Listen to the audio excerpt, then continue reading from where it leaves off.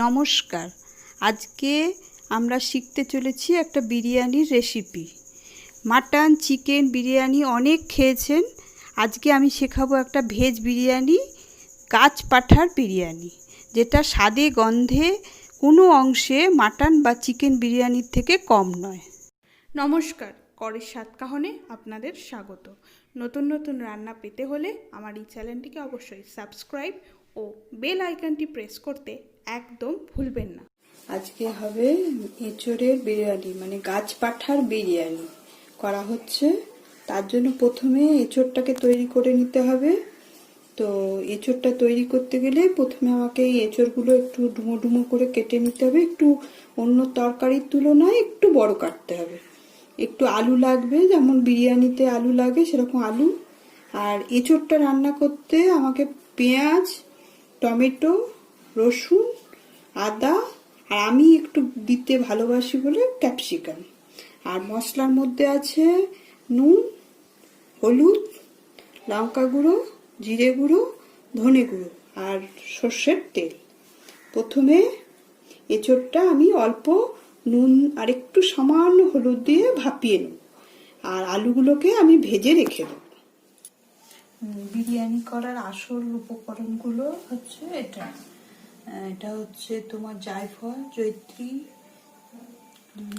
দারচিনি, star anise, বড় এলাচ, ছোট এলাচ, লবঙ্গ, সাজিরে, সামরিচ আর তেজপাতা। এখানে কেওড়া জল, গোলাপ জল, আর এটা স্যাফরন জল, আর এটা হচ্ছে মিঠা আতর, এটা ঘি, এটা তেল, আর একটু দুধ লাগবে। ওটার মধ্যে এইগুলো সব মেশানোর জন্য এটা একটু দুধ লাগবে। এই কটা উপকরণ নিয়ে বিরিয়ানিটা। আচ্ছা, আমি এখানে দেরাদুন রাইসকে জল দিয়ে ভালো করে ধুয়ে 2-3 বার করে ধুয়ে জল দিয়ে ভিজিয়ে রেখেছি। এটা আধ ঘন্টা মতো ভেজাতে হবে। আর সেই যে আদা, পেঁয়াজ, রসুন, ক্যাপসিকাম দেখেছিলাম সেটার পেস্ট করে রেখেছি, আর এঁচোড়টা সেদ্ধ করে রেখেছি। এবার আমি এই এঁচোড়টার মধ্যে কিছু কিছু মশলা মিশিয়ে এটাকে কিছুক্ষণের জন্য মাখিয়ে রেখে দেব। আচ্ছা, আমি এবার এতে দিচ্ছি আদা, পেঁয়াজ, রসুনের, টমেটো, আদা, পেঁয়াজ, রসুনের 3 চামচ মতো পেস্ট দিলাম। 3 চামচ, 3.5 চামচ মতো। আচ্ছা, সামান্য হলুদ নিচ্ছি। আচ্ছা, একটু লঙ্কা গুঁড়ো নিচ্ছি, একটু জিরে গুঁড়ো, একটু ধনে গুঁড়ো, আর একটু নুন, সামান্য নুন নিলাম। নিয়ে এটাকে আমি মাখিয়ে রেখে দেবো। কিছুক্ষণের জন্য মাখিয়ে রেখে দেবো। এর মধ্যে মশলাটা ঢুকে যাবে ভালো করে। তো যখন কষা হবে তখন এটার একটা ভালো স্বাদ হবে।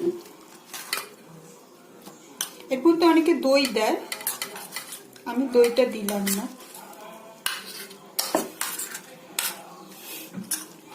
দই দিলেও এটা খেতে ভালো হয়। আচ্ছা, এর মধ্যে একটু চিনি দিয়ে দিচ্ছি। এঁচোড়টা কিন্তু খুব ভালো করে সেদ্ধ করা আছে। একটু বড় পিস বলে আমি একটু ভালো করে সেদ্ধ করে নিয়েছি। আচ্ছা, এটা মাখানো রইলো। এটা একটু তেল দিয়ে দেবো এর মধ্যে। আমার রান্নাটা কিন্তু যখন করবো তখন ঘি দিয়ে হবে।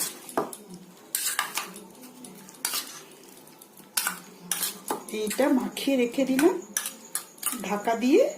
আমার 20-25 মিনিট মতোই দুটোই এখন ঢাকা দেয়া থাকবে।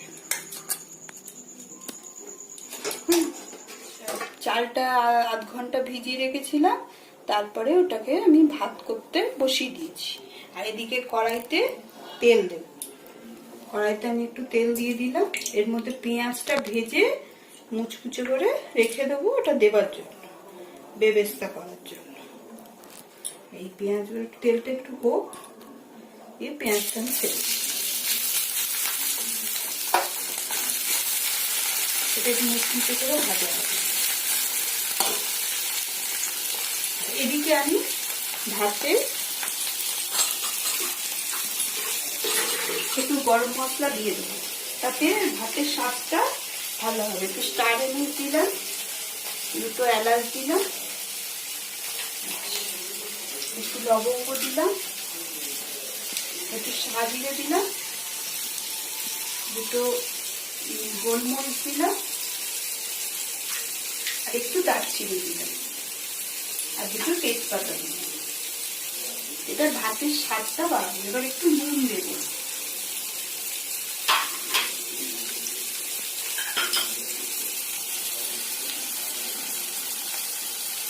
সামান্য নুন।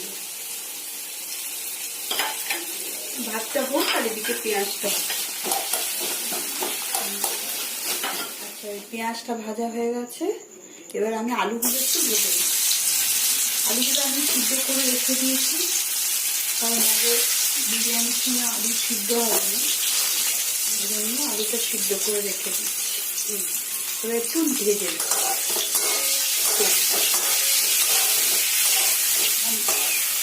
সামান্য হলুদ দিয়ে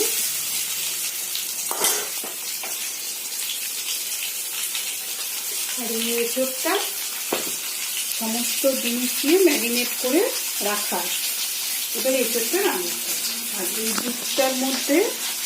দুধের মধ্যে আমি কেওড়া জল, গোলাপ জল আর মিঠা আতর দিয়ে আর কামধেনু রং, এই কামধেনু রং পাওয়া যায় যেটা বিরিয়ানি, সেই রং সামান্য দিয়েছি।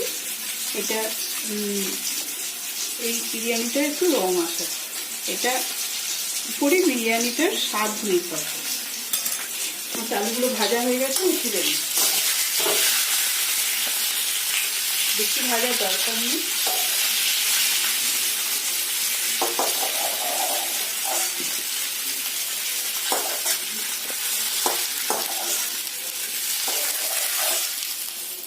সেই তেলটা আমি একটু পেঁয়াজ রসুন বাটাটা দিই।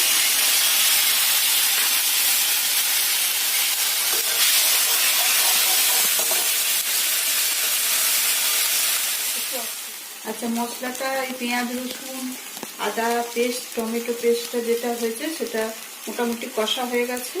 এবার ওর মধ্যে একটু আমি ঘি দিয়ে দিই। বলেইছিলাম একটু ঘি দিয়ে রান্না হবে। আর আমি পেঁয়াজ আর আলু ভেজেছিলাম, সেই তেলেই মশলাটা একটু প্রথমে কষে নিচ্ছি, ঘিটা মিশিয়ে নিলাম। এবার আমি দেবো লঙ্কা গুঁড়ো একটুখানি, হলুদ গুঁড়ো অল্প, জিরে গুঁড়ো অল্প, ধনে গুঁড়ো অল্প, আর নুন পরিমাণ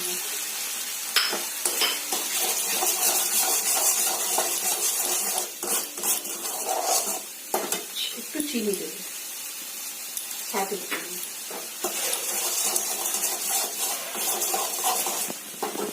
এবার আমি এঁচোড়টা দিয়ে দেবো, যেটা আমি ম্যারিনেট করে রেখেছি।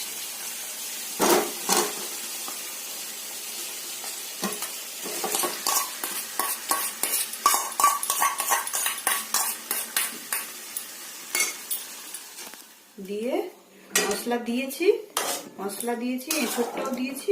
ওই মশলার সঙ্গে এঁচোড়গুলোকে ভালো করে নেড়ে চেড়ে মিশিয়ে নিয়ে এবার ঢাকা দিয়ে দেবো।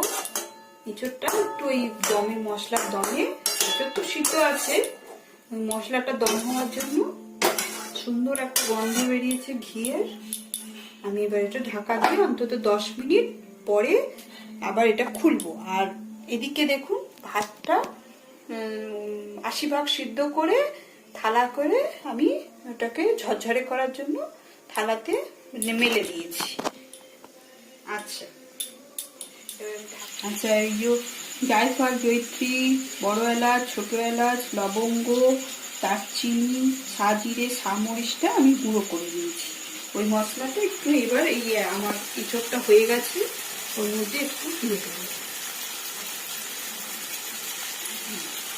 আর এই যে জলটা ভেজানো আছে দুধ দিয়ে, ওটাও সামান্য একটু দেবো। আমার এঁচোড়টা হয়ে গেছে, একদম মাখা মাখা করে নিয়েছি। মাখা আমি এবার গ্যাসটা অফ করে দিয়ে আমি এবার ভাতের দিকে যাবো।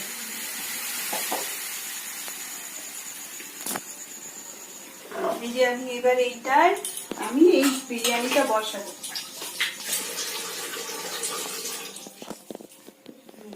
এতে সাদা তেল দিয়েছি, আর এবার একটু ঘি দেবো তলাটায়। তাহলে কড়াইটা ডেচকিটা ইয়ে হবে, পুড়ে যাবে না। আচ্ছা, আমি গ্যাসটা অফ করে দিচ্ছি।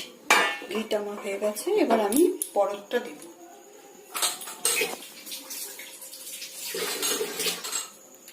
আচ্ছা, প্রথমে তেজপাতাগুলো দিয়ে ভালো করে দিচ্ছি।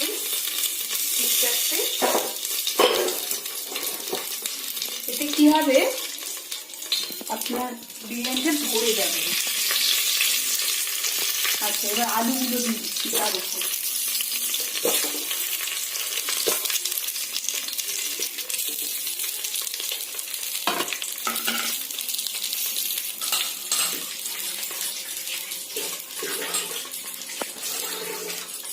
আচ্ছা, এবার এঁচোড়টা দিই।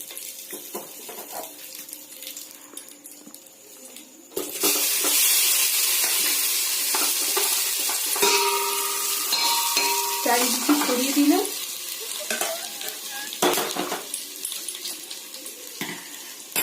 আচ্ছা, এবার আমি ভাত দেব।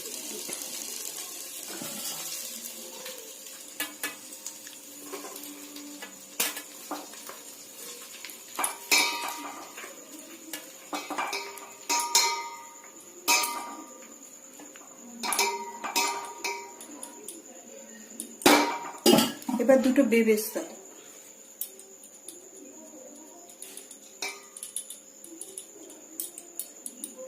এবার বাকি এঁচোড়টা দেব।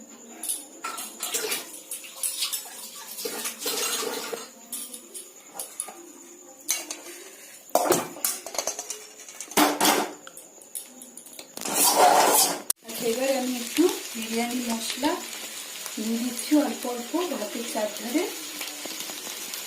আর একটু এই জল ভাতের মধ্যে অল্প অল্প করে দিয়ে দিলাম। ওই দুধ দিয়ে যেটা করেছি, ওই কেওড়া জল ইয়ে জল, সেইটা। আচ্ছা, এবার আমি পুরো ভাতটা, বাকি ভাতটা দিয়ে এটা চাপা দিয়ে দিচ্ছি।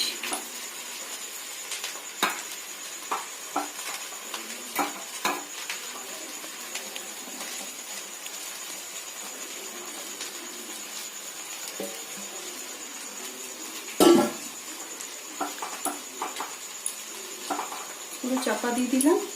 এবার উপরে বাকি বেরেস্তাটা দিয়ে দিচ্ছি ছড়িয়ে। আচ্ছা, এবার বাকি কেওড়া জল ইয়ে জল যেটা দিয়েছিলাম সেটা দিয়ে দিচ্ছি।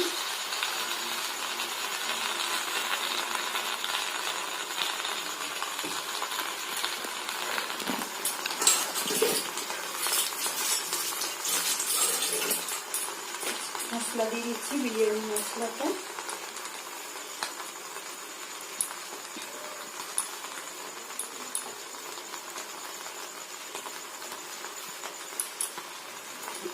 ঘি দিচ্ছি।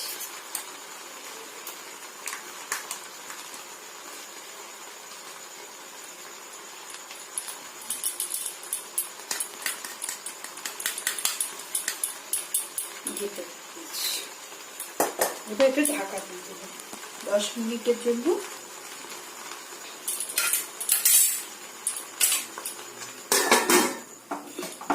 এটা ঢাকা দিয়ে দেবো, 10 মিনিট বাদে আমার বিরিয়ানি রেডি হয়ে যাবে।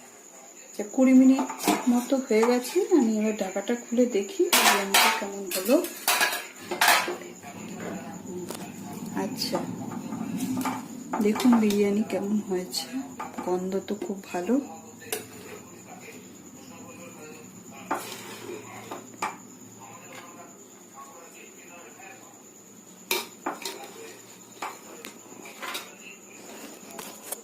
দেখুন এঁচোড়ের বিরিয়ানি।